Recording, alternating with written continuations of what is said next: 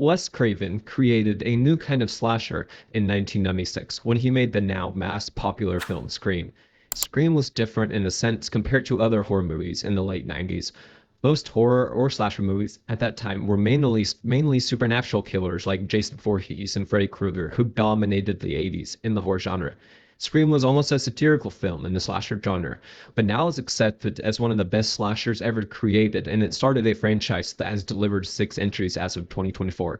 If you are a fan of the original Scream movie, you might be a fan of the movies on this list, because here are 10 movies that I think fans of the Scream franchise will enjoy if they haven't seen them. I will make sure there are no spoilers in this video, so if you haven't seen a movie and want to check one out, you can without being spoiled here. I will put the timestamps and the streaming services for each movie in the description below.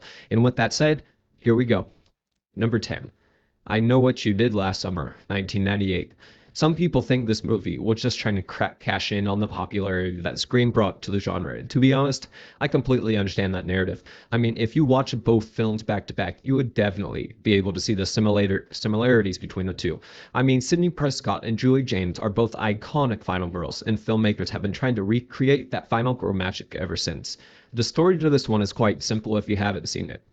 A group of high school friends is partying on the beach one night, drinking and having fun, and when they get to the car to head home, they accidentally hit a man in the middle of the road with their car.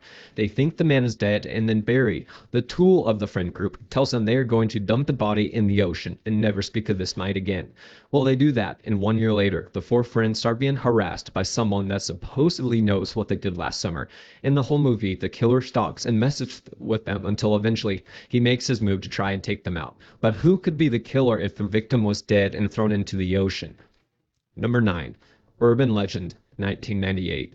Another late 90s slasher film that feels eerily similar to Scream and I Know What You Did Last Summer. The only difference in this one, the killer is basing his murders off of popular urban legends, hence the name of the movie. The plot follows Natalie Simon, who is a popular girl on her New England college campus who has a history of her own that many people do not know about. Well, a bunch of her friends start getting picked off by the masked killer in the form of urban legends, as I just mentioned. Natalie begins to wonder if the killings have anything to do with her past, because everyone being killed is a close friend of hers and she believes the attacks are truly targeting her.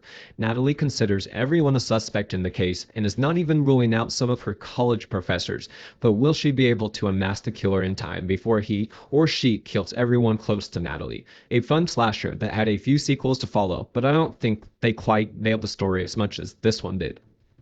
Number 8. Valentine, 2001.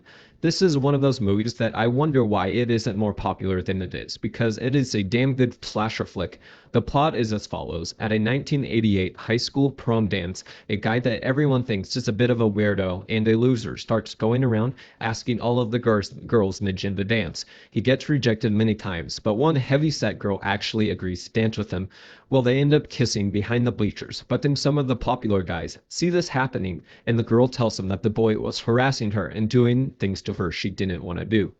Then the group of guys beat him senseless in front of everyone for putting his hands on a woman without her consent.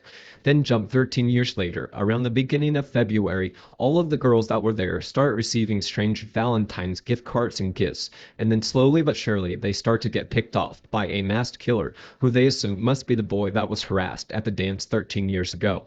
An entertaining formulaic slasher that I'm sure Scream fans at least to be entertained by this one. Number 7. Black Christmas, 1974. I could have used any Black Christmas movie here as there have been 3 of them, but in all honesty, the 2019 Xmas horror movie doesn't even deserve to have the Black Christmas name. The 2006 version is divided among people as it feels that some absolutely love it and then some hate it, and I'm part of the crew that likes it. I like it for what it is. It's a fun slasher. But I think for the most part, the 1974 version of the film franchise is very well received by most people that have watched it. In my opinion, this movie was one of the first slasher movies as we know them ever made. The plot is, as winter break begins, a group of sorority sisters, including Jess, and the often inebriated Barb begin to receive anonymous, lascivious phone calls. Initially, Barb eggs the color on, but stops when he responds threateningly to her. Soon, Barb's friend Claire goes missing from the sorority house, and a local adolescent girl is murdered, leaving the girls to suspect a serial killer is on the loose. But no one realizes just how near the culprit is. A very simple, but dark and suspenseful horror movie that in some ways was Scream before Scream was Scream. Number 6. Sick, 2022. This 2022 pandemic-related horror movie was actually written by Kevin Williamson, who, surprise, surprise, was the writer of the original Scream film, so obviously there will be similarities here. Set during the early days of the 2020 pandemic, the movie follows best friends and college students Parker and Miri, who want to get away from school for a bit, and they go to quarantine themselves at Parker's family vacation home out in the woods. After an unexpected visit from Parker's boyfriend, who came to save their relationship because Parker doesn't want to be exclusive with him anymore and wants to feel somewhat free, but he is whipped hardcore and wants to be with her. Parker lets him stay the night though, as it is really late, and later that night when everyone is sleeping, a masked killer breaks into the home and starts relentlessly terrorizing the three friends. Definitely has Scream qualities to it, and Williamson even said that his inspiration for the film came during COVID, seeing how isolation in the pandemic really affected everyone mentally. Sick is a fun and humorous slasher flick that will definitely be a welcome viewing for fans of the genre that haven't seen it. Streaming on Peacock, waiting for you to go watch right now. Number 5. The Faculty, 1998. There was just something about the late 90s and slashers just running the horror genre, huh? Well, another Kevin Williamson written slasher film here. He just might be the king of slasher at this point. The movie is basically about a group of high school kids that you wouldn't think would be hanging out with each other, but they discover something sinister is going on with the faculty at their school. Well, it turns out that the teachers are becoming aliens right before their eyes, and the group of misfits are going to need to figure out a way to stop them from taking over the world. Basically, it is a mixture of The Breakfast Club and Invasion of the Body Snatchers, if you ever seen those two films. And it was written by Kevin Williamson, so as just mentioned, so it has to be somewhat good, right? Give it a shot and decide for yourself. Number 4. Trick, 2019. The movie opens with a high school Halloween party where a bunch of friends are sitting around playing spin the bottle until one of the guys nicknamed Trick pulls out his knife and says he wants to play spin the knife. Everyone thinking he is just messing around agrees to it, but whenever he spins a knife, he goes on a killing spree and starts killing multiple people at the party. He is later captured and sent to the hospital to be treated for his wounds, but in true Michael Myers fashion, he manages to escape the hospital and has never been seen since. Now, every Halloween, a murderer shows back up in town and goes on a killing spree annually, and Omar Epps plays a detective that is hell-bent on catching this killer. He, though, is the only one that believes it is Trick doing the murders, and everyone else believes Trick died that night from his wounds, and it is a copycat doing the new killings. This movie isn't going to win any awards or anything, but if you just watch it looking for a fun, entertaining slasher, then I think you should give it a watch. Number 3. Club Dread, 2004. Club Dread is in my top 3 slashers of all time, and I'm really shocked it isn't more popular than it is. Everyone I ask has never even heard of it, but when I tell them it's from the same guys that did Beer Fest and Super Troopers, they are intrigued to watch it. But apparently it isn't on any streaming services, so it can only be watched by renting, and who rents movies these days? Better off just buying the digital movies at this point. But anyway, that may be why not many people have heard or seen this movie. The story is a straightforward slasher. An ex-musician, Coconut Pete, runs a party island that young adults go to for like a spring break-like atmosphere and to party for a week on the island. Lots of booze and sex, obviously.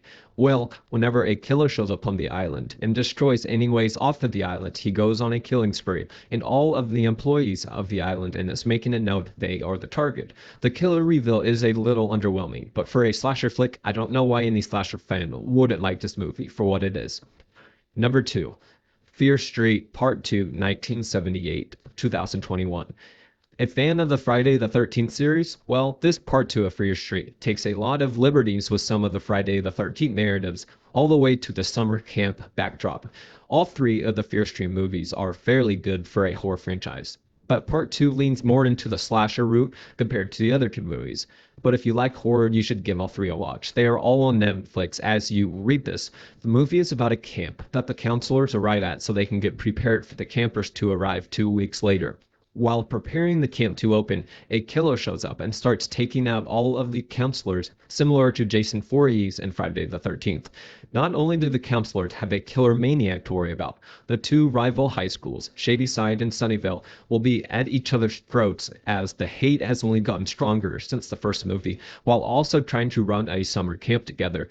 If you like slashers similar to Scream and Friday the 13th, I'm pretty sure this is something that would be down your alley. Number 1. Sleepaway Camp, 1983. Another camp horror slasher movie, but in my opinion, the original Sleepaway Camp is better than the original 1980 Friday the 13th. Might be a hot take, but it's true, at least in my opinion. After a horrible boating accident kills her family, shy, sullen Angela moves in with her eccentric, bombastic Aunt Martha and protective cousin Ricky. One summer, Martha sends the kids to Camp Arawak. Soon after their arrival, bizarre, increasingly violent accidents claim the lives of various campers there. Who is the twisted individual behind these gruesome murders? The disclosure of the murderer's identity is one of the most shocking climaxes in the history of American cinema, and that's not hyperbole.